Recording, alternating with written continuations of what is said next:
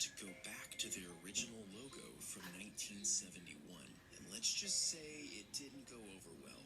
The bare-chested creature was a little too risque for the public to handle. Now, Starbucks eventually scrapped the decision, and the company doesn't mention it to this day. Check out my full video on this topic. The link is in the comments. Okay.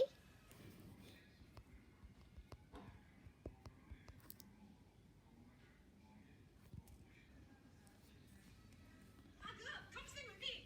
We don't talk about Bruno. I can't. I gotta go. I'm running late. Huh? This is what the Starbucks logo would look like from behind. This is her tail, and it is spread wide open. Now, it's important for you to understand that this design was intentional and kind of creepy, as you'll see throughout this video. In order to understand why Starbucks chose such an odd image to represent the company, we need to go back to the beginning. It was 1971, and the founders, inspired by Moby Dick, chose the name Starbucks. With Seattle being a port city and their coffee coming in on ships, they wanted their brand to be related to the sea. Next on their list was to find a logo. According to the company's website, while they were studying old marine books, a mysterious nautical figure called to them. They had discovered a 16th century depiction of a twin-tailed mermaid, later to be identified as a siren. And almost immediately, they knew they found their logo. You might assume that they chose the siren because it looked like a mermaid and lived in the sea, but there's actually a deeper and darker reason behind their decision. You see, the siren has its own history that's sort of troubling, and the original founders knew this. In Greek mythology, the siren was first interpreted as a bird with a woman's head. Later, they were pictured as a woman with wings and bird feet. They continued to evolve into a dragon-type beast, until finally being interpreted as the mermaid creature we see today. Regardless of the different variations, the characteristics of the siren remained consistent. They were seductive and violent. They used their beauty to seduce sailors to come with them in the water. Typically, a siren would sing, and the sailors would be unable to keep themselves from her. They would literally jump into the water and to their deaths. You might remember sirens from the tale of Odysseus, when he tied himself to a mast to avoid being drawn in by their beauty and singing. But wait, what does this have to do with Starbucks? Didn't they just choose the siren because it looked like a mermaid? Well, look at the first logo. The siren's chest was bare, and her split tail was seductively spread wide open. This depiction was no accident.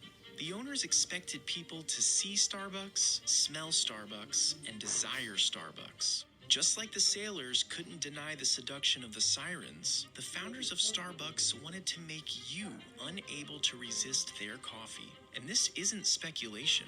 Former chairman and CEO Howard Schultz wrote, "That early siren, bare-breasted and Rubenesque, was supposed to be as seductive as coffee itself."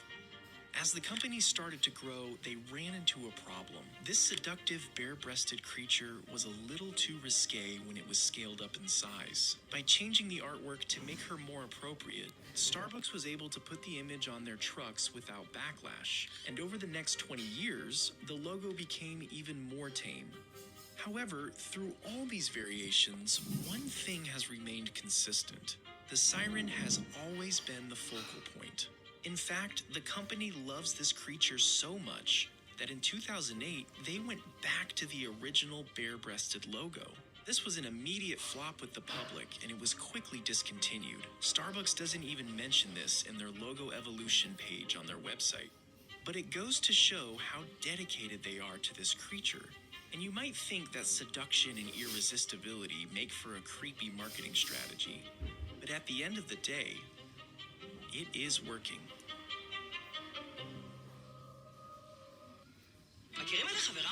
Did you guys just hear that?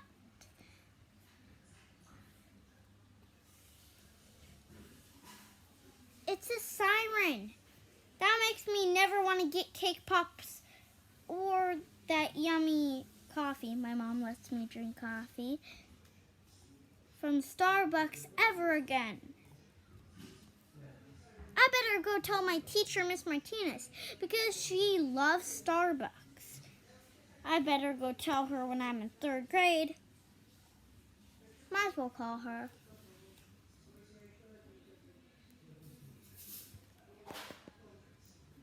Miss Martinez? Starbucks is actually a siren